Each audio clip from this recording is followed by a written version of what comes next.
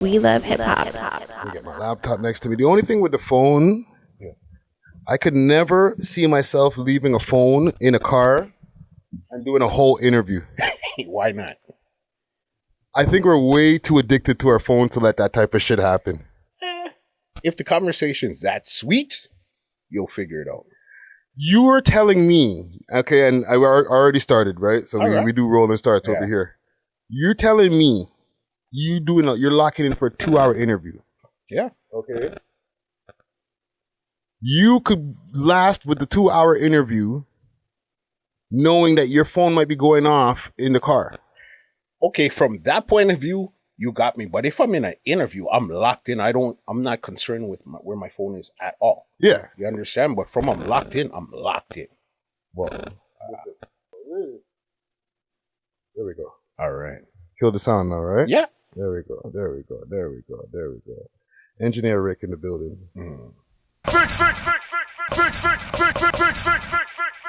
Let me see. What was I listening to earlier that was getting me into some kind of a zone here?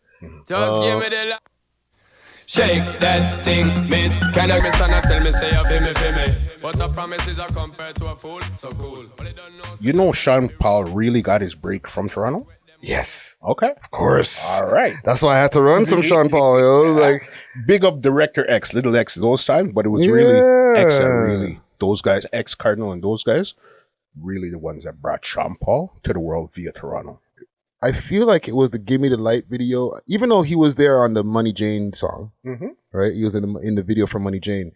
But that video for Gimme the Light, when they were with the basement party, set off the whole thing. Right dog. there. You know what I'm saying? And just the fact that like us, when we were watching it, we're like, yo, this is Toronto. You know what I'm saying?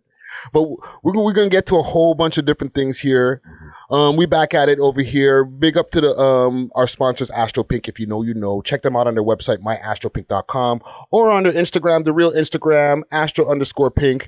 I'm not going to be smoking here today. You know what I'm saying? I'm keeping it clean here today. You know what I'm saying? But I'm really, really glad to be having this conversation here. You know, a gentleman who's been on our show before, we got the full history on one of our programs before, 6 Views Uncut, you know what I mean? But I feel like I want to talk shop today. Let's go. It's always nice to catch up with your podcast brother and have that type of conversation. You understand? So with no further ado, we have Muscle from 2 Line Music Hut in the motherfucking building. So what's going on, man? How have you been? You know what? It's been the last, if we're talking about last 3 years, it's been an interesting journey. You know what I mean? You had some low points, some high points, but I'm actually happy to still be here to be able to do stuff like this and do what we love. You know what I mean? Because you know, you've been in the game. When the pandemic first hit, it was a do or die because all of us were doing in person. Yes. It's like all of a sudden it's either are you going to switch over to virtual or you're just going to sit there and wait. Some people were around, they were waiting. Others hit that virtual right away and we were gone. Yeah. We went straight to the Zoom, man. What do you think about that whole transition with the Zoom and stuff like that? It opens up the world it opens you up to a whole new world. Before you had to wait till they're in Toronto, then you could sit down and talk to them. But now virtually, it's a totally different ballgame. Yeah. In the morning, you could be in Japan. In the evening, you're in New York. The other day, you're in Texas. You could be anywhere virtually. Yeah. Sitting right here. But once you're sitting down with somebody like this, it's a different story out there. Oh, for sure. Like, did you come back early? Because, you know, there was a time when they were like, and I know us, we didn't give a fuck. After a while, we were like, it is what I know we ain't supposed to be more than 4 in a room, but right, we're back here on camera. You know, we're essential workers. We're whatever we were trying to run, right? Did you wait for everything to get back to getting back together, or did you just say, "Fuck it, You had to go because you had to. At first, when everything first happened, everybody went home. They were hiding under the bed. You were scared. You were glued to CP24. But after a couple of months, you kind of had to look around and see, okay, something is happening here. But let me dig a little deeper and see what's really going on here. Did you catch the vid? Honestly, yes, but late. I caught it last August. Really? At a concert. I was so mad. I could picture it when it happened. We were at a concert, Kingston Music Festival. Okay. I was in the pit. So, when you're in the pit, it's free. There's nobody there. It's just a couple more camera people. Mm-hmm. All right. The crowd rushed and pushed everybody into the pit. And I remember there was this guy to my freaking right. He's on popcorn, popcorn, family. I know. I said, this guy's pissing me off. 2 days later, went home. It was a wrap. It was that guy. I know that almost 1,000%. Gave you that Omicron. Bro. But I'm good, you know what I mean? So we're good. Yeah. And we're over here, new set, right? From the last time, like when Herc and I pulled up years ago, right? Fam, we've been podcasting for so long now, fam. I'd be thinking like, I want to say like 2 years ago, but it was like 4 years ago, bro. Yeah, it was 2019. You know what I mean? This was, because we started January 2019. You guys were about October, November 2019. Okay. Between September and November 2019. Yeah. So, this is your second move? This or is third?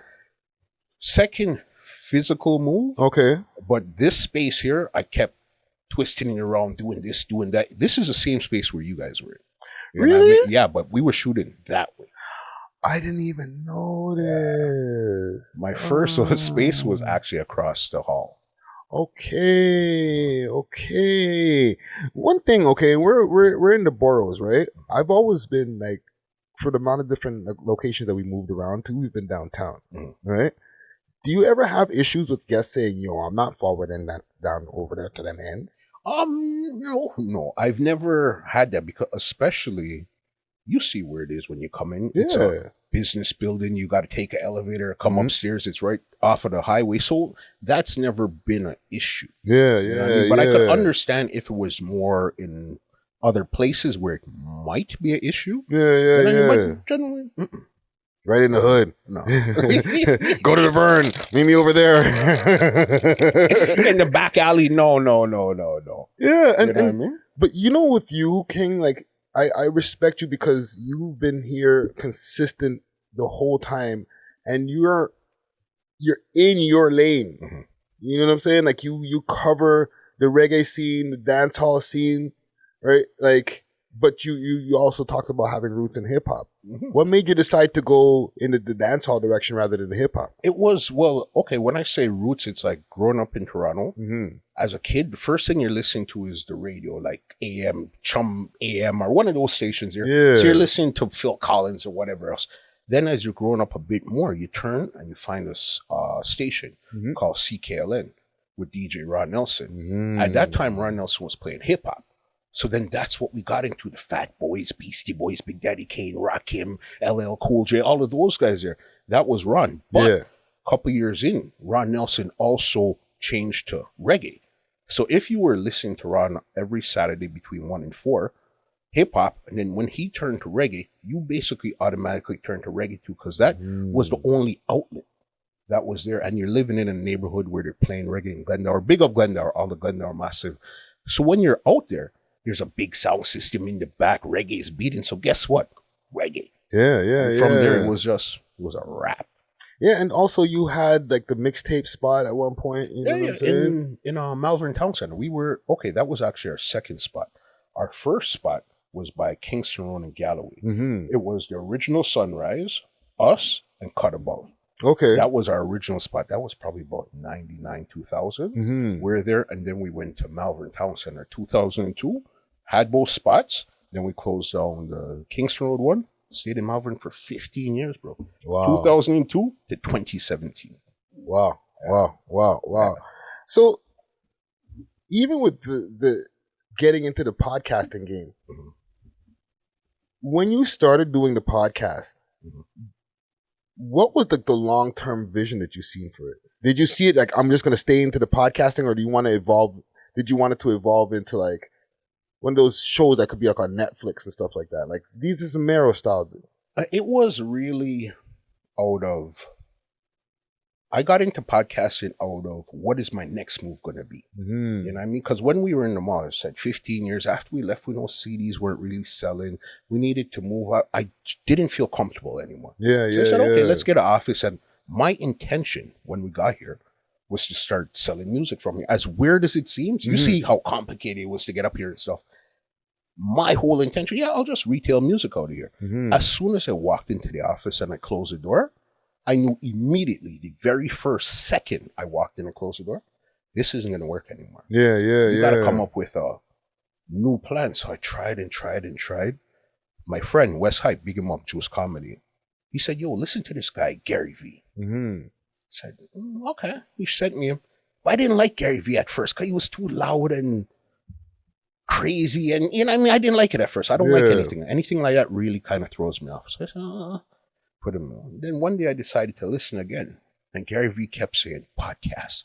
I said, all right, I'm an audio guy. Mm-hmm. I know how to put together some mics. Let's put it together. And from there, 2019, it was just, we got into it, running. So there was no real game plan at first. It was just, we have a space. You know how to hook up some mics. I have some connections to somebody. I know a couple of DJs. I know a couple of artists. Let's see what happens. And then that's how we just ended up where we are right now. It wasn't this is the plan and this is how we're going to get here. Yeah. And during that journey, right? Like, what do you think in the first few years, like let's say the first year, what do you think was one of the biggest obstacles? The biggest obstacles were getting, at that time there, 2019, 2020, to get people to understand what it is that you were doing. Like, what is a podcast? Yeah, most people at that time would say podcast. They had no, it was so foreign to them. Mm-hmm. Who? Just say interview, but I didn't want to say interview because they'll take it as an interview. A podcast and interview are not the same thing. Yeah. You understand? So then that was the biggest obstacle, getting people to understand what I'm doing without being super weird. Mm-hmm. What are you talking about? That's some nerd stuff you're talking about. Yeah. You know what I mean? Yeah. And like, even with the YouTube and stuff like that, like, you know, people don't realize that podcasting is an audio platform first. Yeah. Right? But you also had the YouTube channel popping. Like, your YouTube channel you got up there at 29,000 subs right now, fam. A little something, you know what I mean? Yeah, but we actually got onto YouTube a year later. So we started podcasting in 2019. By 2020 is when we actually got onto YouTube. And when we even got onto YouTube, we didn't start doing videos until episode 25. Because, you know, I did some research for the Lindo P interview and I used your interview. I used both of your interviews. Yeah. Right? But I didn't realize because the first one didn't have any video. You see? And yeah, the first one, I have video, but we weren't putting out. It wasn't, again, we know podcast is something to be audio first. Yeah, so we weren't putting it out. So I have the video somewhere. It wasn't really anything. So it was one of those things there. Yeah. So even like with guests, right? What's your process in getting guests? I know with us, I'm in the DMs all the time. Yeah. What about you? DMs, emails, phone calls, connections. Somebody you interviewed, they know this person. They like what you did, so they hooked you up with this person here. It's what I'm finding right now, it's almost like a snowball effect. It took a while to pick up some steam, but we're picking up a bit of steam. Still not really steamrolling. Yeah. But now a lot of what I find is a lot of guests actually come to us. Yeah. You know what I mean? Some guests, like, it's like, whoa, how did you even hear about us? You know what I mean? So, well, fam, you have some huge guests that have passed through, like, you know what I'm saying? I was just seeing Major Hype, all kind of people on your page, but like you just mentioned with the whole guest coming to you. I know with us, there was a turning point. We had the Bizloke interview. It started really sending things into a snowball. And then I think right after that, maybe a few episodes after that, we did the K Money and Casper interview. And then we started noticing people are coming to us. What do you think, or what episode or interview do you think was the turning point for you? I knew 110% you were going to ask me that. And to tell you the God's honest truth, I don't think we've still had that tilt moment. That moment where everything opened. You know what I mean? It's still in the process. It's one of those things when they say enjoy the process. That's what we're doing right now. We still haven't had that big bang. Yeah, we've had views 100,000, 150, 70, 80,000. Yes, we've had those. Amazing big guests, but I can't think of one moment in particular that just blew the door open. Really? Yeah. So even with the ones that like, because it's not easy, especially for Canadian platforms, getting that 100,000 is like 1 million to us. Yeah. You know what I'm saying? Well, the 100K is our million, right? So you have like you have a few 100K interviews in there. None of those ones you feel was the one that like started making more people pay attention to the platform? I think everything just, don't get it twisted. The 100,000, the 80,000, the 150, those help a lot. But it still wasn't no one bright spark that really kicked off everything. Yeah. It was just incremental. And it's still, that's what I find to this day. It's very incremental. Oh, okay. You layered another brick. Okay, it's getting taller. Another brick. Another brick. You have a catalog. Another brick. That's what. So I haven't found that biz loc moment yet. Like I guess the quote unquote viral moment. Yeah. Or maybe you have. I'm sure you have some viral moments. No, for sure. Yeah. Right now, talking about major hype, there was this podcast episode we did in 2019. I posted this clip 3 different times, edited different TikTok style. The last one we edited TikTok style, that one got like 250,000 views counting right now. And that's after 3 tries over 3 years. 250,000 views on TikTok or on YouTube? Instagram. On Instagram. Yeah. Nice. That could be tricky, man. Like, you know, we're older heads, right? So we came from a time when there was no social media and then social media being there. So like, I feel like there was a learning curve for us. You know what I'm saying? What are you finding with that, man? Like, how are you navigating through the social media world? I've been on social media from High Five days. If you remember that, High Five was... I had a fake profile made on me on High Five. I still remember that, bitch. I see you. This guy is getting fake profiles on High. People didn't even know what a profile was back then, much as fake. Yeah. So I've been playing around from High Five, that led into MySpace, which led into Facebook, then Instagram, then Snapchat, now TikTok. And it's just been a process. I'm not one of those people that says, okay, my birthday was February 18th. I just turned 48. All right. So I'm not one of those people that say, oh, leave that for the kids. No, my curiosity, I feel like a 10-year-old child stuck in a 48-year-old's body. And my curiosity and my imagination is super wild, though. Yeah. Super wild. So you're always evolving when it comes to this stuff. You always want to know, hey, if I do this and this, what would happen? Yeah. I hate science, but I love to experiment. Do you think, because I was listening to a book the other day called The YouTube Secrets, okay? And they're saying, yes, use your other social media pages and stuff like that, but it doesn't actually equal out to your YouTube views. Do you agree with that theory? To a level, yes. Most platforms are independent of each other. Unless if you have 500,000 followers, then you could leverage that to do something over on YouTube. Yeah, but that's not going to equal 500,000 subs or 500,000 views. Yeah. But it's going to fast track you a bit. But not as quick as you think you would. Yeah. Because the theory that the author was saying is that there's different behaviors, right? Instagram users have right there by your foot.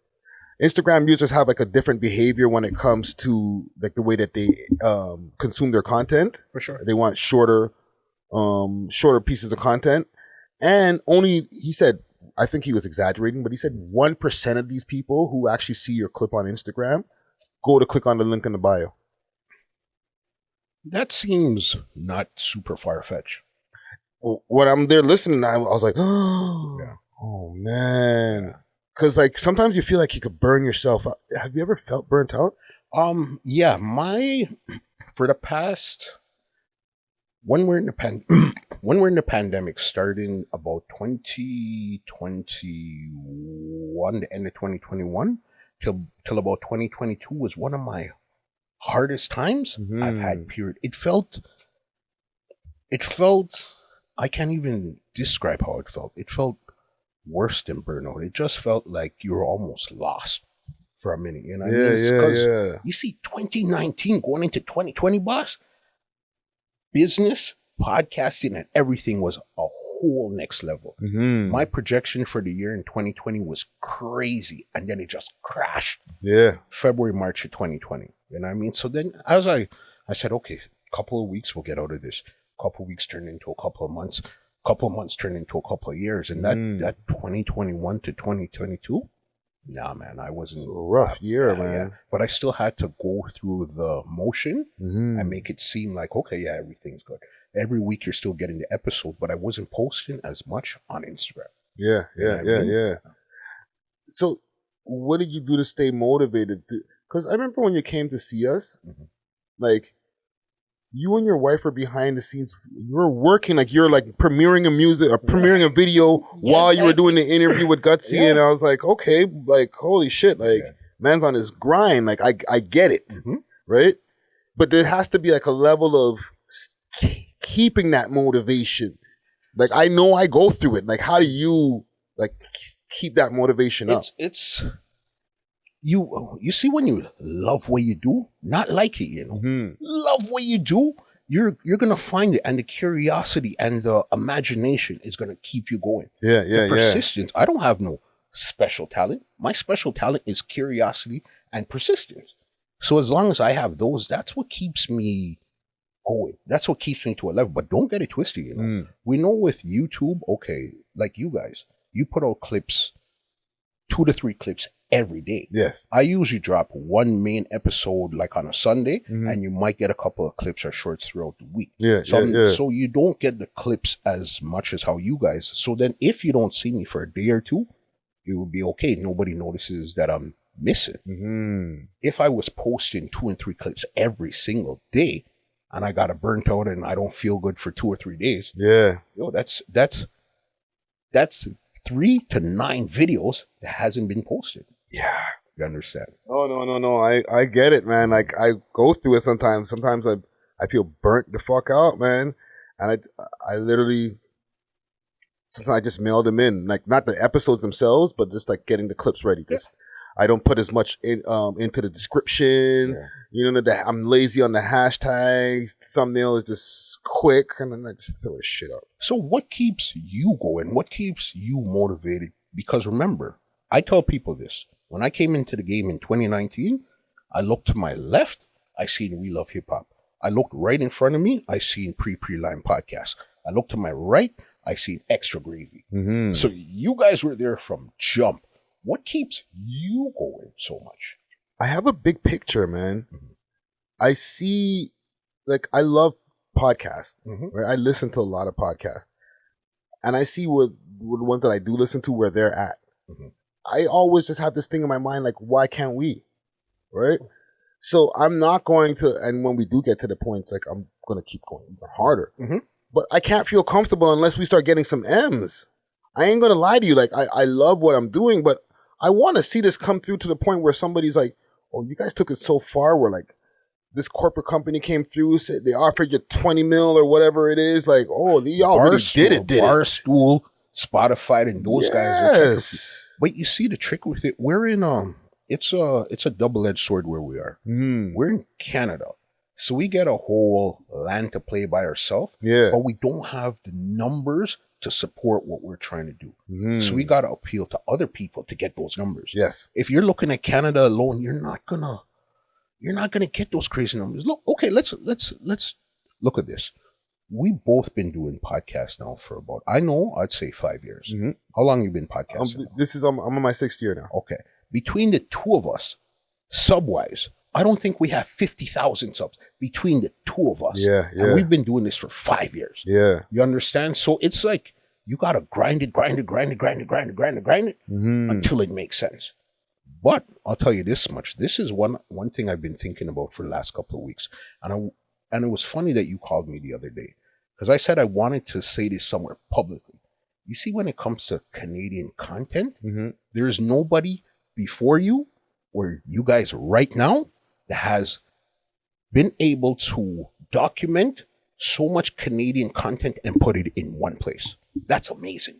Respect. That's freaking amazing. There's nobody that has interviews like what you guys have, from the old school guys to the newest guy that just came out with something. There's nobody that has it like that. You got to respect that 10,000%. No, thank you, King. I take it really serious when it comes to, I feel like I'm trying to create a time capsule so that when it's all like said and done, they can, like, you could still at least go back and be like, okay, this is what the Canadian scene looks like, right? And not only hip hop, like just the culture itself, like the movers and shakers, people who had like important businesses and different things like that. You know what I'm saying? I see that. That's why even something like what I try to do, I usually in my intro, I like to say the year. You know what I mean? Usually in media, they say you're not really supposed to say dates and years and stuff. But I purposely say year, so that's a real timestamp. So even if it was ripped off of YouTube or wherever, or you're listening to it somewhere 10 years from now, you'll know these were the thoughts these individuals had in the year 2023. And you're now in 2033. It's that type of meticulous little things that I like to put in. No, that's real, man. The thing is with this game, where I get discouraged sometimes, like I mentioned, like I'm trying to get to that level where we can feed a lot of people, right? Monetizing content. How's your journey been in monetizing content? And before you even answer, like, because a lot of people don't know you don't get money for streams on your podcast. Okay, you're probably we're about half an hour in. No, we're not getting money for every minute of the stream. You know what I'm saying? Y'all niggas be putting out minute and 30-second songs and then and cashing out on that. You know what I'm saying? We can podcast for 2 hours unless we got an ad or something. Audios ain't getting no monetization, right? I know with me, we do promos. You know what I'm saying? The YouTube channel. We do different services behind the scenes and stuff like that. What about with you? With me, the trick with it, my real daytime job is social media marketing. So then a lot of times that's where you get paid off of the back end of what you do. Yes. So yeah, you're running your ads on YouTube and stuff like that. You'll get a sponsor sometimes. And stuff yes, like and salute to the sponsors also. Them too. 100%. You know what I mean? But my real daytime job is social media marketing. So then, okay, the client, somebody randomly seen what you do in podcast, say, hey, I love what you do. Could you do that for me too? And then right there, okay, assign you into a year deal, and then we got a good contract. That's the real daytime job. But even off of the content itself, it's really YouTube ads and sponsors, live reads, and those type of stuff. Yeah. YouTube ads. Talk to me, Freddie. Talk to me. I know this video is going to get monetized. Okay? Because, you know, we're the world's most smoked out podcast. So there's enough times we're just thumping it down. Yeah. I've gotten to a science now where I edit the smoking parts out. Right? I don't know if you noticed. No, that part, you know what? You put me onto game there. No. Go next time you watch an interview of mine. Yeah. Like or an episode where all of the mans are on camera. Yeah. Anytime mans go like this, I cut away to the next person. Okay, so you could see the smoke in the air, crushing it out and probably building, but not actually lighting and smoking. Yeah, and even with that, the crushing and building, I try to even keep it to a minimum. And the cursing and stuff, right? The cursing, yes. Have you had issues with YouTube with this monetization program? No, the funny thing with it, I have a video that I put up, that video went up about 3 weeks ago with Twins of Twins. All right. Crazy. That video was doing crazy. The first day, 10,000 views. Easy. Nice. And then one day I looked, probably 2 days in. I seen it, the numbers going crazy. Got up, 3 days in, it got up to 25,000. And then I seen it start to just dip. I said, the hell's going on here? Yellow. Boss. And then they're telling me that they're swearing and stuff, and there was no swearing. And sorry, I said yellow because people don't know there's a green $sign next to your video or a yellow one. If it's green, that means it's fully monetizable. If it's yellow, that means not monetizable or not suitable for all advertisers. And you get flatline. It doesn't matter what they try to tell you. Once you get the yellow, flatline. They be lying and saying, no, we're still pushing your video. They're not. Flat line. I'm telling you, it was going crazy. And then I just seen it dip. 20 views an hour. We were just doing 300 views an hour. What happened? Yeah. So I understand for you. It's a rarity with you, though. Very, very rare. I seen that pop up on that video. I seen it pop up on a shorts, which isn't really anything right now anyhow. And that's very rare. Even though I tell my guests, you could, it's a podcast. Just vibe, you know what I mean? Yeah. But it's very rare, especially I guess a lot of them are speaking patois, so the AI might not know or whatever the case is, but generally. That too. Yeah. Lucky, eh? All the mans, they're just speaking patois, all kind of bumbleclot and rossclot, and they're just getting right past the algorithm. Okay, so then now, because you just said it's been monetized, now that you it's my own fault, man. I be demonetizing my own videos, man. Now that you cussed the bad word, let's see if that theory is correct. Let's see. I might even blank it out. Because I do the editing myself. Yeah. Do you do the editing yourself too? 100%. You see, as I told you, curious, and I got a crazy imagination. I just want to know everything I could know. I have no problem with passing off. Yeah, I have my friends that edit enough. I have no problem with passing off. But my thing is, if I could get it in and out as quick as possible, I'm good to go. Yeah. Audio is my thing. Videos now become my thing. Editing, social media, you name it, we're about it. So did you have prior editing experience before doing the podcasting? Yes, because we were putting out videos on social media from MySpace days. So then you learn to put titles, a simple transition, but you didn't know how to edit something that's an hour long. Yeah, you know what I mean? That could get tricky, and the space. Bro, let's not talk about it. How many hard drives in are you, bro? How many terabytes of hard drives are you in? And usually, because I don't like to buy, I'm very weary of having like a hard drive that's like 5 terabytes.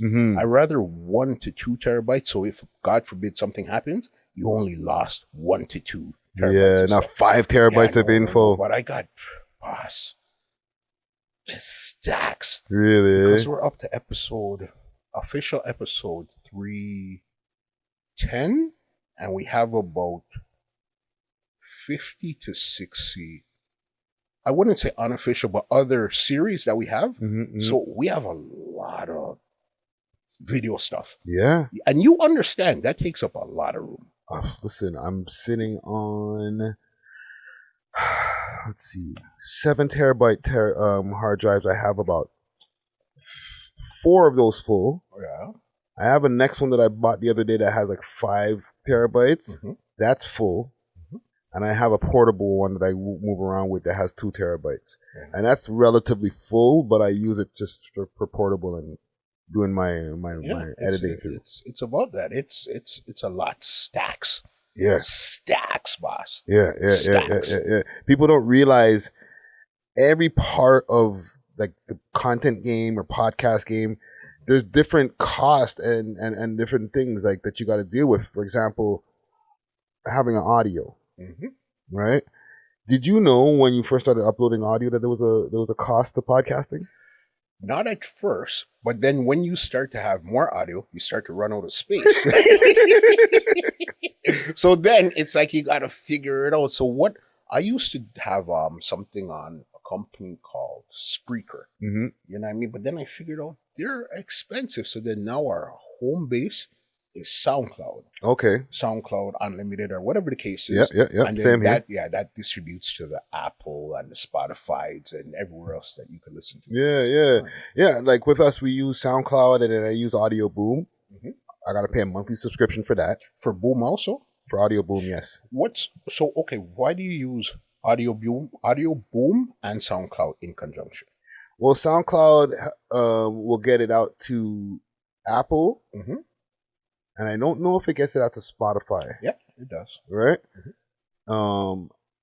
but I want to be on every platform. Yeah, but with that, you could take your, oh man, I'm going blank now. What's your link? RSS feed. RSS feed.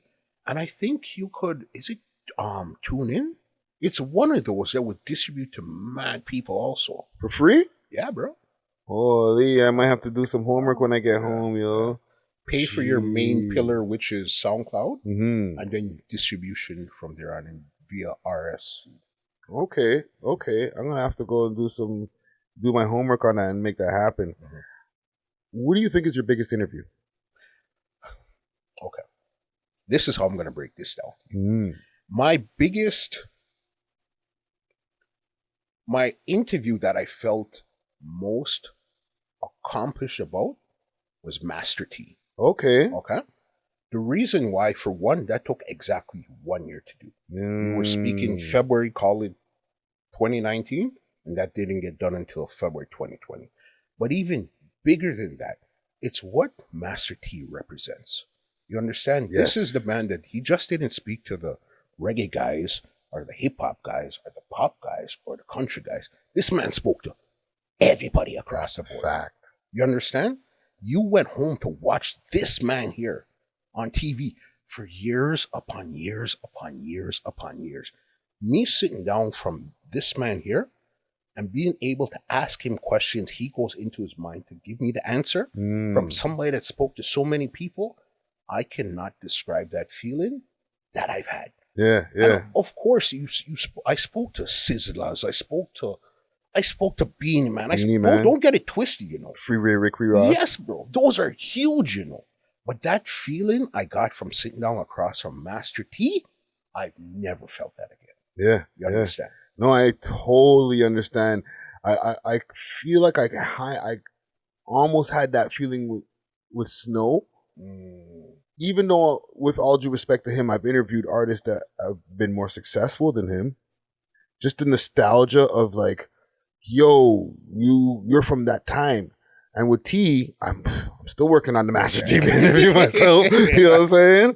He means so much to us, especially as us doing what we do on these microphones, because he's the pioneer of that. You understood how to interact with guests. If you look closely what T was doing, you understood so many things because of this man. Mm-hmm. That's what I'm telling you. We're up to 300 and something. And that's rarely we have repeats. I could say, honestly, let's just call it 300 people I sat down and spoke to.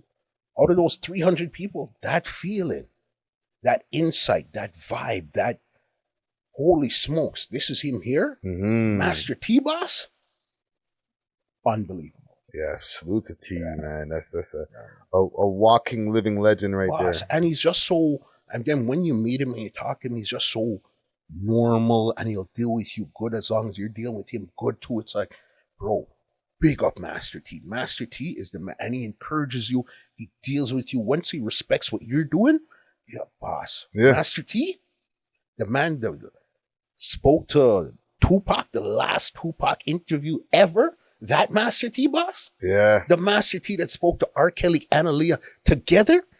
That Master T that spoke to Madonna, Beyonce, Destiny Child. Yeah. Janet Jackson, Lauryn Hill. The list goes on. That Master T boss. Yeah. Boss. No, a true legend, black excellence here in Canada. You know what I'm saying? But, you know, that's one of your biggest interviews, or even I would look at one of your more favorite interviews, right? For sure. What was one of your hardest interviews to like get booked? It's going to be a 2-part question. Okay. Right? Hardest interview to get booked, and then what was the hardest interview to do? Okay, I could tell you. Funny thing with it, it's today. Today I was speaking to my wife about it. My hardest interview to do, because I walked in naive, was Taurus Riley. Okay. When you see Taurus Riley, he's singing She's Royal and Empress and Celestia and those stuff. So you think that's the way he's going to be when you meet him. That was not the case, bro. You know what I mean? That was from the camera turned on. It was like arm wrestling with him. He's a great guy, you know. It's just I wasn't mentally prepared for what I walked into. We communicate just up to today. I speaking to him. Big up Tars, Riley. But that was my most difficult dance. You know, when I say dance, as interviewers, you got to dance. That I had to do was Taurus Riley. The hardest, like the one where you're like, because you just mentioned you're working on getting the Master T for a year, right? Yeah.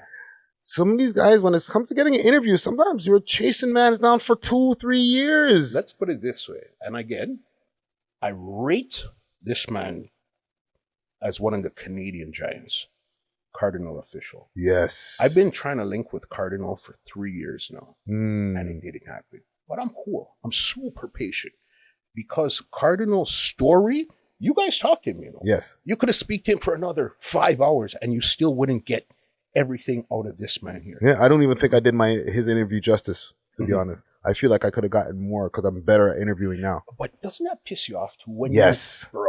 When you go back and look at something and said, I knew I could have handled it better now. But what you're seeing now, 3 years down the road, whatever you did now, it's like, frig, I could have done it better too. Yeah. The hardest one to get that we actually got would have been Sizzla Kalonji. All right. Sizzla, he doesn't really do a lot of interviews. Facts. So how I got to Sizzla was, the story was I DM'd an artist named General B for an interview. I got an interview with him. Okay, cool. He was in a group with Roundhead and Ghost. That was Monster Shot Crew. General B gave me Ghost's connection. When I called Ghost sent me back to his manager. Ghost's manager sent me to the publicist. The publicist, though, was so impressed with the interview that we did with Ghost. He's the same publicist for Sizzla. So it's just talking to her. Then she said, you know what? You already talked to Sizzla? I said, what? Let's make it happen. But because of this person to that person to that person to that person, that one was probably the most steps you had to take to get to an individual. Yeah. I'll because we're rather than interviewing, we conversating here today. For sure. I'll give you mine. Pressa. Now I'm on my second Pressa interview. Yes, that I do know. The second one was at the condo. Yeah. And that was like, he's in town. Let's make it happen. It was easy. The first one was a virtual one. Yes. Yeah. He was in LA. Prior to that, while he was still here, I was working on getting that interview for 2 years. Okay. Canada Goose, all that. Working on an interview with him. Okay. Like all that time before he got signed, I was trying to get him on an interview. Spoke to different people behind the scenes. Don't worry, I'll link it up. Let's see what your numbers are like. I was put through the ringer. Okay. He got signed. Yeah. And then this is the first time I'm actually saying this on camera now when I'm thinking about it. Yeah. He got assigned to a publicist. Publicist is looking for people to interview in Toronto. Bing. Yo, you got to interview with We Love Hip Hop. But that's how it always, those full circle moments are so crazy. You understand? Yeah. I don't think he requested it. I think his publicist was like, yeah, this is who you got to interviews with. Yeah. We Love Hip Hop's on the list. And he was just like, how do you get to me? Here we are. Got some questions for you. Hey, Press, how you doing? And you know what? It was good because that conversation, to me, it was one of the best ones that he had out of his conversations at the time because he got to talk to people from home. Because you understand him. You know what I mean? As a Canadian, he'll say certain things and you could say it back and you understand him. Yeah. So don't get it twisted. When you're on the bigger platforms, they could speak and you'll understand, but there's something about home to home. Yeah, we could say man them and then people won't be like, what? What do you mean by that? Yeah. Right? But yeah, man, like, okay, I want to broaden this. Okay. Give me your top 5 reggae artists. Top 5 reggae artists to interview? No. Okay. Period. Okay. Number 1, Bounty Killer, right there. Okay. I tell people he's the greatest human being to ever pick up a microphone. Supercat. Okay. Number 2, Supercat, Nicodemus, those two. Modern days, SZA Kalonji. SZA Kalonji almost made me turn into a dread one time because SZA was that powerful. SZA Kalonji, and let's go.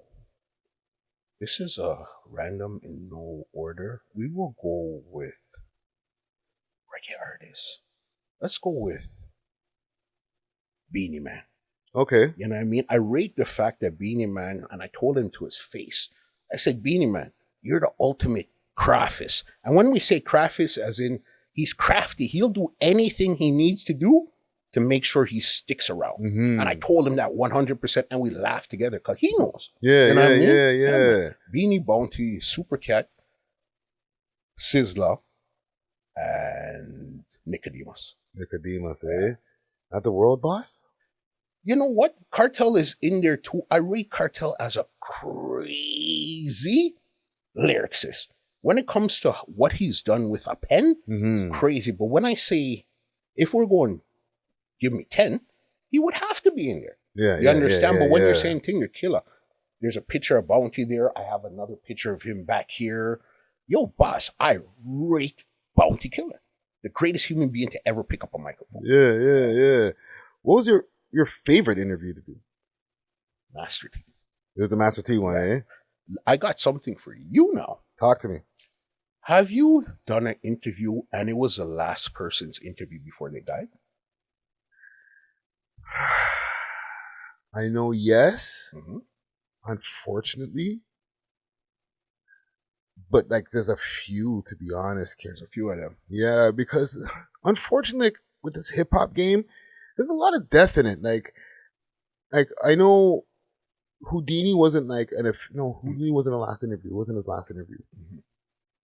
I know we interviewed a young gentleman named Steno who was there with Tizzy Stacks, and he passed after that.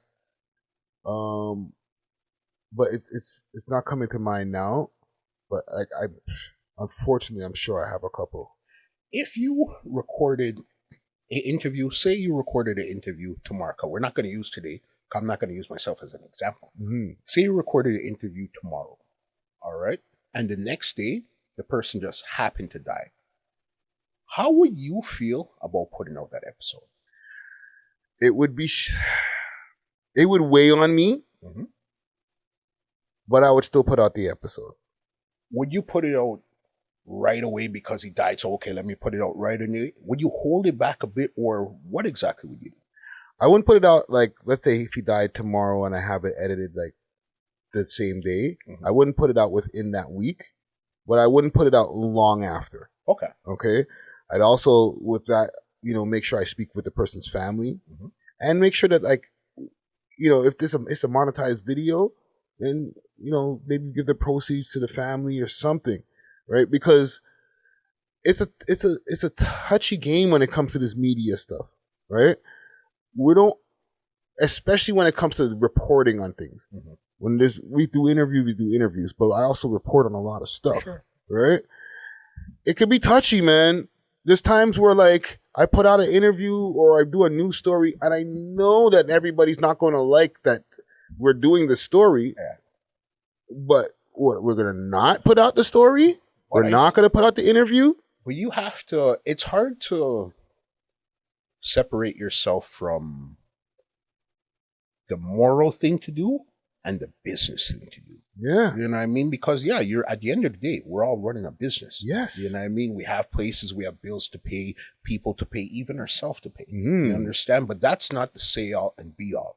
But it's a real funny thing, because the reason why I even asked that, I did Louis Rankin, aka Ox, aka Teddy Bruckshot, his last interview. This is true. You understand? So then it was a thing. When I got the call, I forgot, it was Kirk Diamond, big up Kirk Diamond. He sent me a DM and he said, "Yo, you hear what happened?" And I said, "No." He said, "Yo, Louis Rankin." I said, "Nah, man, and I looked around and it felt really weird, because me and him, he was sitting right here in this room, in this corner here, we're laughing, having fun. Then he went away and he said to me, something like, "This is the longest interview I've done in a long time. I don't usually do long interviews. I'm just quick, 5-10 minutes in and out." I had him here for almost an hour. We're talking and all type of stuff. And it felt, I almost didn't want to put it out at first because it felt really weird because it was really his wife. Well, his wife and not wife-in-law. What would his common-law wife? Common-law, yeah. She was the one that booked it because she was his assistant at that time. So it's like, Craig, man, bro, this feels weird. Yeah. So it's not like you're far away from the situation. You're right beside the situation. It was one of those things, but I did end up putting it out. Yeah. And then I had another gentleman, Garth Dennis, R.I.P. And it's like, man, this again, bro? You know what I mean? I held it, and then, no, I'm lying. That one came out, and a couple weeks later, he died. But that was his last one. And again, it feels weird. You know what I mean? Like, you're the last person, not to really speak to them, but to capture their thoughts in this type of a setting. And it feels weird. Yeah, I battle with deciding to put out content. It has happened to me a few times, but not only with people passing, right? I've dealt with people who've had some heinous crimes, right? I'll give you one example without saying his name because he, doesn't want me to say his name anymore. Anyhow, we did the interview. A day later, he got into a major shootout where children were hit. I know what you're talking about. All right? Nothing else has to be said about that incident.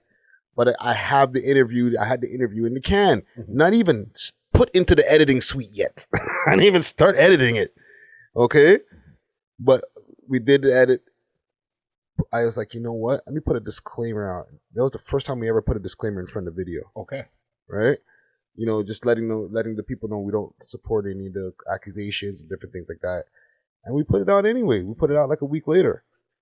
You got to remember, at the end of the day, it's the business of the business. You're going to be weary about what you do and certain things that you put out. Yeah, but at the end of the day, it's the business of the business. If you're looking to get to that space there, you got to go, bro. Yeah. You understand? Yeah. No, you got to, sometimes doesn't always feel the best, but it's not only always for the content, but like we're dealing with media. You know what I'm saying? Unfortunately, if it bleeds, it leads.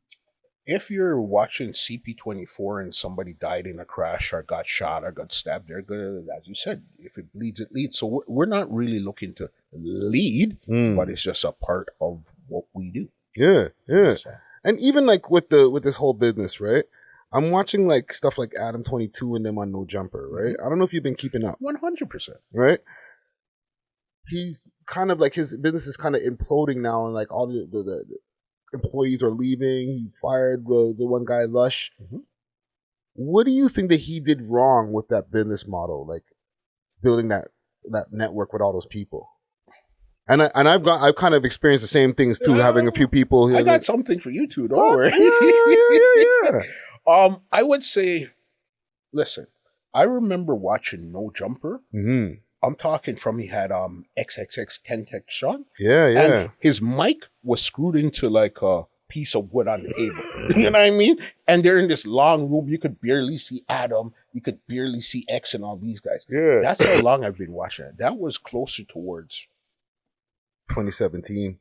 I thought that was longer than that. That was probably 15. Yeah, probably between 15 and 17. So me personally watching how he developed, to me, it was amazing.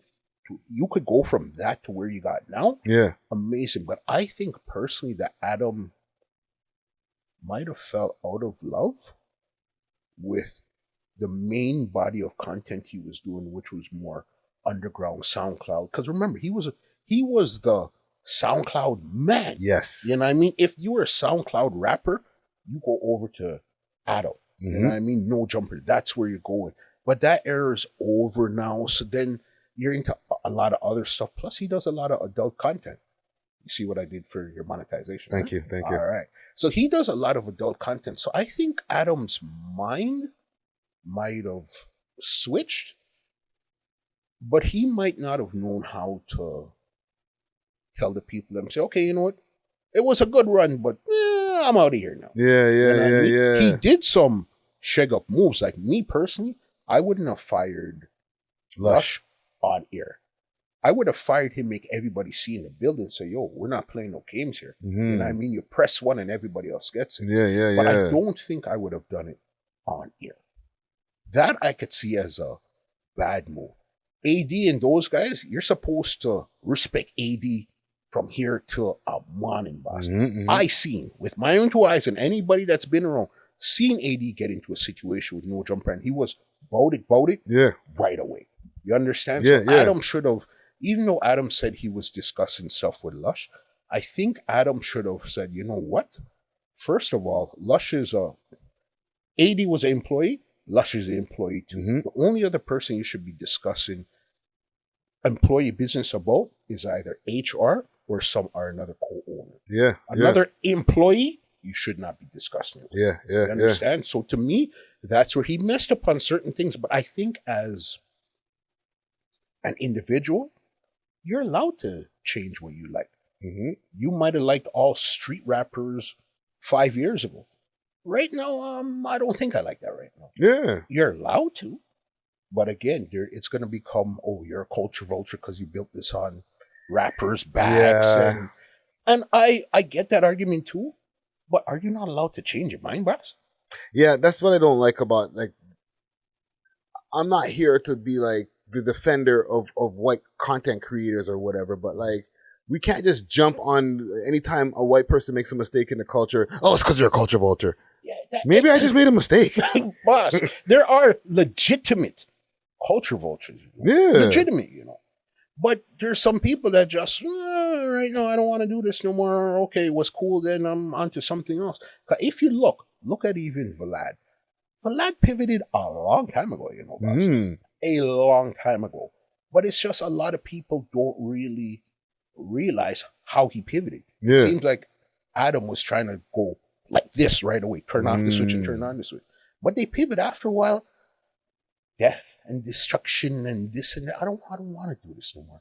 You know what I mean? I don't want to get stood up. This guy's telling me he's coming at 3 o'clock and he didn't end up coming until 7 o'clock if he showed up at all. He came in drunk and I don't with 30 people. This. I don't want to do this no more. It was good when I started. I love this. Right now, I don't think I want to do this anymore. And he's getting more quote unquote highbrow conversations out of it. They're having debates about real shit. You know what I'm saying? Like, they're actually having debates.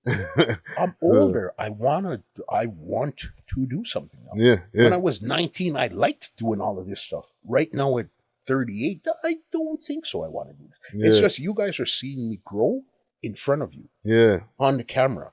So you see me when I was 25, 28, 30, 32. For you to think for me to act the same way at 25 and 32, that would be foolish. I don't really like this anymore. And the company was structured around Adam. And then he brought in the ADs and everybody else. He built out a crew, which was commendable. You could build out such a big crew. Commendable, but SoundCloud's not really popping. There's a lot of stuff that I have to deal with. I don't think I want to take a lot of these illicit things, save the monetization again. Those type of ways. So, and he's probably not making as much money as he wants to make off of this shit. He said it up front. He did say that he's not making that money when live streaming out. He said that up front. You know what I mean? You got to listen to what he's saying. It's not like certain moves that he made. Yes, 100% snake move, 100%, without a doubt. But there was some other stuff. It's like, boss, this is what it is. But your communication and what a lot of people seem to have a problem with is him taking responsibility for being wrong. You know what I mean? You're not being accountable. You understand? It seems like he has an issue.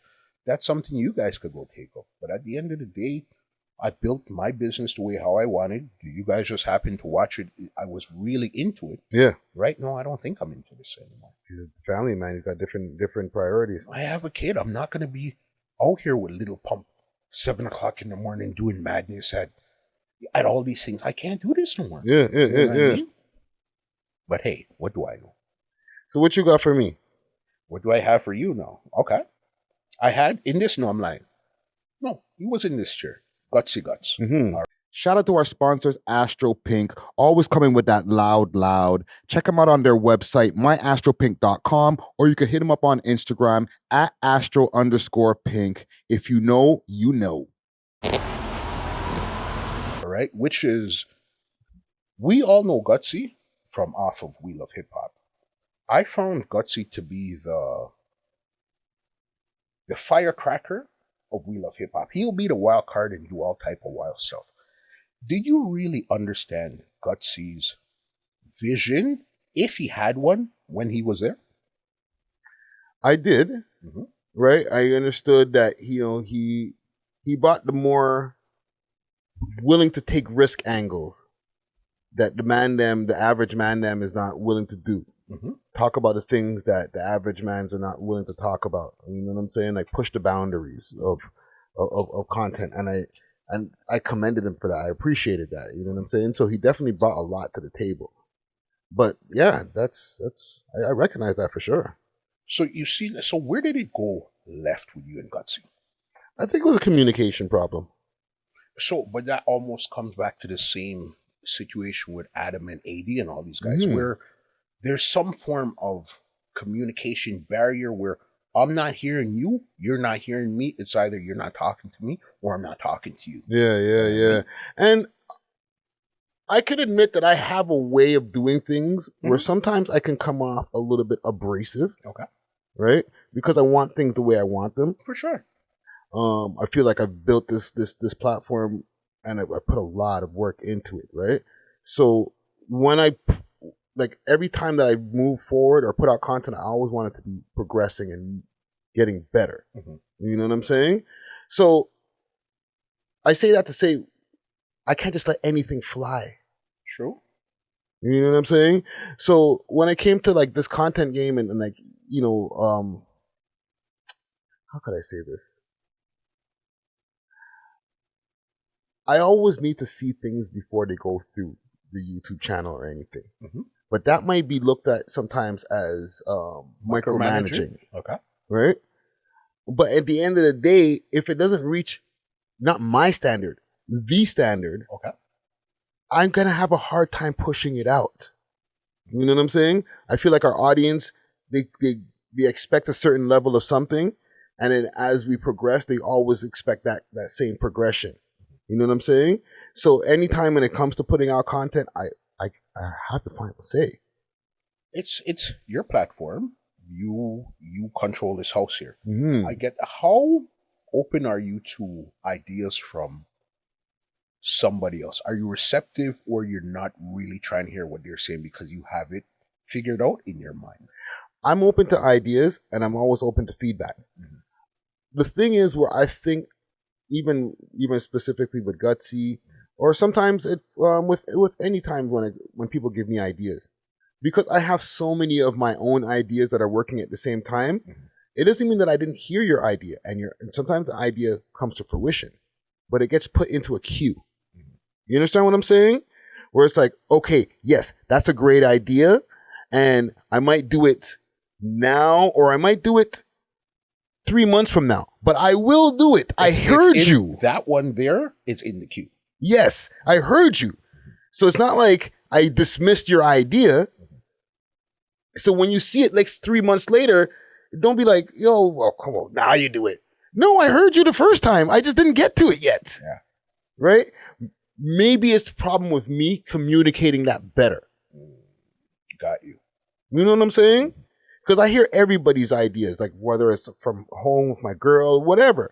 I'll take the idea, I absorb it. I don't like just make it like word soup or whatever. It's there. It's stuck in there. It's in your mind. Yeah. When it needs to be activated, it will be activated. Exactly. But you might not have communicated that with the person that gave you the idea. Yes. Say, I hear you.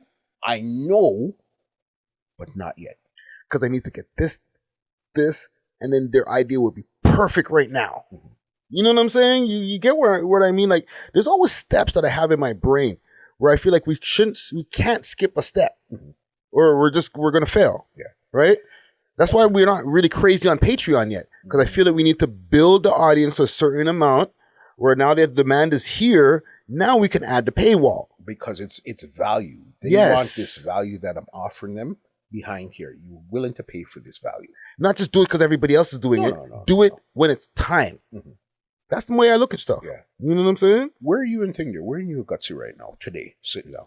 Nowhere. Yeah. Yeah, we don't speak. You guys aren't speaking. So it was really... But we don't speak. I don't, and from my side, I don't make a concerted effort like, oh, I got beef with this guy. I don't want to speak to him. You know what I'm saying? It's just, I move on. And maybe that could be just, sometimes people look at me as kind of cold. Mm-hmm. But I keep it moving. I work. You see how many clips we put out a day, Listen, right? One thing he did say to you, because again, I'd never, if I'm going to ask somebody about the quote unquote bad stuff, you have to give me something good too. One thing Guttzy said to me, he said, listen, when it comes to work, nobody's going to outwork Friday, bro. You understand? You put in the work. You're almost a workaholic to the way how much work you put in.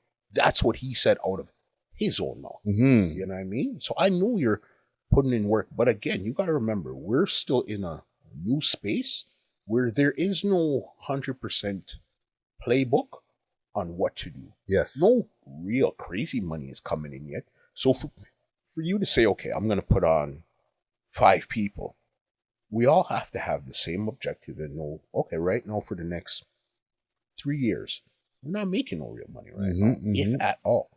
And we got to do that. You know how hard it is to find people at? Where you could tell them, listen, we're just doing this because we love it. Yeah. But we're not making any money right now. You understand? Yeah. Until we get to where we're going. You know how hard it is to find those people right now? It's extremely hard. I've gone through a multitude of people. You know what I'm saying? Like, we had the Alizé show, Zay Link, that came and went, right? That was a little bit different because I just didn't feel that the content was going in the direction. Like the audience wasn't liking it that much, to be honest, right? Just one of those things, but you were willing to try. Yes. And I'm still willing to try, like right now, right? And, you know, this is your interview. You kind of flipped it on me right there. You know what I'm saying? I see what you did right there. This guy's good. But I saved the monetization. Yes, right. yes. But we got, you know, I just finished editing an interview for a guy named Kika from our interviewer Alex, or AGB, Alex Getting Bands. He's over there in Montreal. Okay, he does all our Montreal interviews, right? We got Dusty Wallace on the team now. He's been co-hosting with me. He's got the freestyle show. We got Zetty doing the cooking show. We got Dracy doing the relationship show, like where he's like really having some deep conversations about, like, the new one that we're about to drop is about social media breaking up relationships. Like I be watching it like, yeah, this is the stuff that I wouldn't talk about, or I don't like talk. I don't talk about that type of stuff. That's not your. You could probably, if you sat down and study, you could probably figure it out. But that's not the true essence of what you bring to the screen and the microphone when you step up. Yeah. So if I can get a bunch of different content creators who could bring things to the table, the money will come where I'm going to be able to give you a 5 figures, 6 figures here, 6 figures there. Like, this is the kind of pay that I'm looking to be paying people one day. You know what I'm saying? For artists, more of what I'm looking to make. I want to be able to, like, oh, you're an on-air personality. You're starting off at $100,000 a year. At least quit your job now. Come work. Let's go. We have everything in place, but the first thing we need are the numbers. Yes. The viewers, the subscribers, and the listeners. Yes. We're in a country we're a vast country, a lot of landmass, but not a lot of people. Yeah. So we got to figure out how do we get those people. Do you think that's why there's not more shows? As in what type of shows? Like what we're doing. We're podding right now, right? We got YouTube content out there. You know, we mentioned some of the other people before, off air and on air, that are been out here doing their thing. You know, salute to Marlon from Extra Gravy, Voices from the Staircase. They're relatively newer, but like they've been consistently here, right? And there's others like, and yourself and myself. We've been here doing our thing. 4 or 5 years plus, going on 6 years, 7 years. But there's not 10 of them. It's not like in the States. It's like you can't walk. You can kick over. Oh, sorry, you're tripping over podcasts. No, but it's. You see the level, Americans hustle different. You understand? And opportunities are there almost right away, depending on where you are. If you're an influencer, if you have a big social media following, right away to get things happening than Canada. Yeah. We have to love what we're doing first, and then even because with me now, my first thing, my biggest audience first is the Americans. Mm-hmm. Second is between UK and Jamaica. Okay. Next in line would be Canada, and anything else after that. The Americans used to kill me, boss. I hate how he talks. Why does he sound like that? I hate his laugh. I just don't like this guy. Until you had to work through it. You know how hard it is to work through that until you win them over till, hey, I love you. I love what you're doing. Yeah. A lot of people don't have the consistency or the tenacity to make that happen. You understand? Yeah. That's one of the hardest part about this game here is making money, even if it's minimal, and being consistent. You understand? People are making crazy money and they don't want to be consistent. Imagine you're not making no money. And I tell you, you got to be consistent for 4 to 5 years. Yeah. 6 years before you make any money. You're going to look at me like I just done lost my mind. Like, what's an Escliffe right there? Yeah. From Canada, we have a disadvantage, but we have a advantage too. Because we have our own thing, but we have to mix the audience. We have to do a podcast episode with somebody from the UK, whether you're in the grime scene or the drill scene or whatsoever. Somebody from Charlotte, somebody from Jamaica, somebody from Trinidad, somebody from New York. That's where once you get into the mix like that, that's where you see things start to happen. Yeah. So I think that's what I think it is. A lot of people don't realize that, and there's no real money up front. Yes. Up front, you know. But with a catalog, anything is possible. Yeah. No, you're right about that. Okay, so the last thing I'm going to ask you, right? Because we're about an hour and 14 in right now. We podding today, right? Yeah. So to wrap up our conversation, because as 2 Toronto podcasters, right? Where do you think that the podcast game is going in the next 10 years? No, you could definitely see from when you came into the game to when I came in the game, the stakes and the level has definitely risen in Canada. There's a lot more people. As I said, you look around, there was Wheel of Hip Hop, Pre-Lime, Extra Gravy. Those were the only 3. And then Thing came along too. Oh man, he had the clothing line with the heart and the money falling out. Cash Feelings. Listen, let me tell you something. Salute to Rich. On this microphone right here. You see the trajectory that guy was on? You see the trajectory that guy was on Friday? It was scary. He was going crazy. Yeah. All his interviews were flying in the numbers. Bro. Yeah. So you got to big up man like that. Big up like Broadcast Wheeler and these guys. Yes. You know what I mean? You see that they're out here doing their thing, moving their units. People are having real conversations.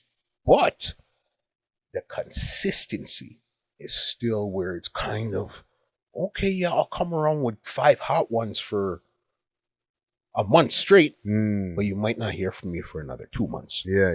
Bro. You see, that consistency is going to get you to where you're going. Even if you're getting 20 views per episode, it's going to get you to where you're going. 20 is going to turn into 40. That's going to turn into 100. That's going to turn into 1,000. That's going to turn into 10,000 until you get your 100,000 regularly. So if there's 4, let's say, for conversation's sake, there's 4 consistent Toronto podcasts over the years. Okay. In 10 years, do you think that there'll be 40 of them? Or we're just going to be working our way to maybe getting 10 by then? We will probably still have 10 dominant ones. There's going to be probably 100 pop up, you know, because remember, during the pandemic, everybody had a show all of a sudden. This is true. On Instagram, everybody had a show. You had to be good to stand up and say, forget this. I've been doing this before pandemic, so I got to stand up now to show you I know what I'm doing here. Yeah. Or else you would have got washed away very quickly. Yeah. Everybody had a show. You understand? Yeah. So I think within the next couple of years, probably within the next, for the way how AI and everything is moving quickly, where things could get together so much more, in the next couple of years, we should have some solid pillars. Yourself, myself, Extra Gravy, Voices of the Staircase, whoever else is on, and build upon that, I think we'll have a solid foundation. Yeah. No, man, I think we got some good information for the people out there. I feel like we should be doing this every couple of months. We need to tap back in quarterly, check in and see what's going on. Because it's just such a nice flow, and get to see things like from a eye level, not from a guest to a podcaster. Podcaster to podcaster, it's a totally different. Yeah. You know what I mean? We get to really sort out what's going on in this podcast game. You know what I'm saying? Before you go, could I squeeze in one question? Yeah. Okay. Why do you think none of us have gotten Drake, Tory Lanez, Nav, or Belly yet on any of our shows? I have answers for you. I have a theory too, but I want to hear yours first. Nav, I just think it's a matter of yet. Okay. Right? I just don't think that he's tapped in yet. Drake, it's also a yet. Okay. Right? He's not doing any interviews. Like real, get the real interviews. I think when it's time for him to sit and do an interview where like he can open up and not have as much things to lose, he doesn't have as much things at stake. Because remember, doing an interview is like, it's evasive in a way. Of course, and it depends on who you're talking to. If the person is going to really guide you down that journey, or trying to force you down the journey. Yeah. You understand? And if you guide that person down the journey, you're opening up mad info. You might not be ready to say all that yet until it's time to like pack it up. So I'm going to give him that. Okay. Tory Lanez. That's obvious. And I had that on the table. Yeah. Yeah. It's just, he's gone. Right. I was told, and I'll let this out now. I was told once this is all said and done, well, let's do some content together. And I was like, all right, say less. Let's get it popping. Yeah. Said and done, but it went in the wrong direction. Yeah. All right. And who was the last one? Belly. Belly? I don't think Belly's I think he's just out of the loop, fam. Like, I think he checks in on what's going on in Canada here and there, but I don't think he has any idea what's going on up north up here anymore. I think he's enthralled in his LA life. Yeah. You know what I'm saying? He does he's like, Canada, all right, cool. Like, it's there. That's where we came from, Ottawa and stuff like that. Yeah. Through Toronto, I get that. I don't think he gives a F about the Toronto scene like that, bro, with all due respect. This is my theory here. Until we start hitting the 100,000 subs, consistent 100, 200, 300,000 views, that's when they will come and say, okay, you know what? We see what you're doing. Now we'll sit down for this conversation because we know this conversation is going to get 1 million. Yes. They don't want to know that, okay, we have 20, 30, 40, even 50,000 views, and they're going to have to come and do the heavy lifting. They want us to lift already, and then they just come on and then add something on top of it. Yeah. Show me that you're serious about what you're serious about, then I'll come and give you the full support. Until then, keep grinding.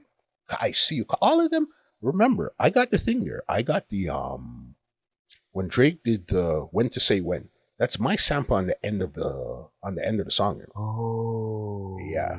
Drake follows you, So I've spoken to Drake. That's what I'm telling you. They're tapped in, but they don't want to come and have to do heavy lifting. Yeah. You understand? Yeah. Future, brethren.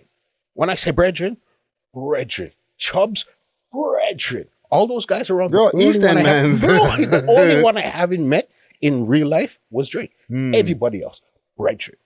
But again, they know what's going on, but once our numbers are where they see the Joe Budden numbers are, the Vlad numbers, those type of numbers, they'll say, all right, let's sit down. Yeah. And we know you're serious.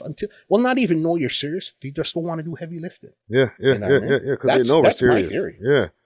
Yeah. And listen, fam, the day I do that Drake interview, I'm not saying if, I'm saying the day I do it, it will be the most monumental Drake interview that's ever happened because of the angles that we're from here.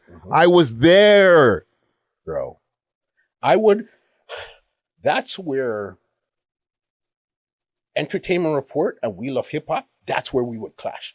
Because you would get it. And if he said yes to both of us, boss, you're going to dig deep and I'm going to dig deep too. So those two interviews are going to be super monumental because we knew what was at stake and how hard it took to get this interview. Yeah. That would, bro, but I know what it is.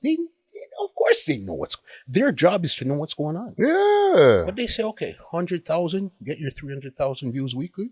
We'll sit down and talk. You also got to remember, like, I'm pretty good friends with his producer. That's what I'm telling you. So it's not like, okay, you're in a corner and they don't know. Yeah, they know, bro. They don't want to come and do no heavy lifting. Yeah, no, you're 100% right about. I actually never really put it like I never thought about it in that way, but you're 100% right about that. Boss, show me you're serious. I did it as in me, Drake. I did it. I became this monster too. Become this monster too. And let's talk. You know what I mean? He messes with the Dre and Trey Richards and those guys, sit down and do videos with those guys. Cause they're putting in that type of work. Yeah. Put it in and I'll come see you. Yeah. You know what I mean? Until then, I see you keep working. Yeah. You understand? No, that's wisdom right there. Yeah. What you got coming up next? Next, I got so much in the can right now. It's crazy. I have about seven episodes recorded right really? Now. I have one crazy episode I've had from October. It's just my audio is giving me so much problem. But I have this crazy episode. The gentleman was sitting right here and we talked. But it's just the audio is giving me problems, bro, from October. Damn. Crazy, but I'm going to make it happen. You know what I mean? Okay. Anything else in it? As I said, those episodes are crazy. Just look out for those. You'll see I don't want to really give away anything yet. And I sent a request today for somebody that doesn't really do interviews. But I did some interviews with this publicist and she really liked it. So we're working on a super exclusive one. So we're working. My advice I would tell anybody that wants to get in this game or is in this game, always punch up. Always punch up. Yeah, that doesn't mean you're not going to link with people left and right, you know. But your goal is to punch up. Try to get people that's you don't deserve to get. You're not supposed to get. So when you try for 10 of them and you get one, you know, okay, it's possible to get the other 9. Yeah. Always punch up. Listen, I've told all my team from time, if they got a check mark, you must DM them. Always punch up. Yeah. It won't work all the time, but it lets you into certain rooms that you couldn't get into before. Always punch up. Always punch up. Yeah, man. Words of wisdom here from the man Muscle.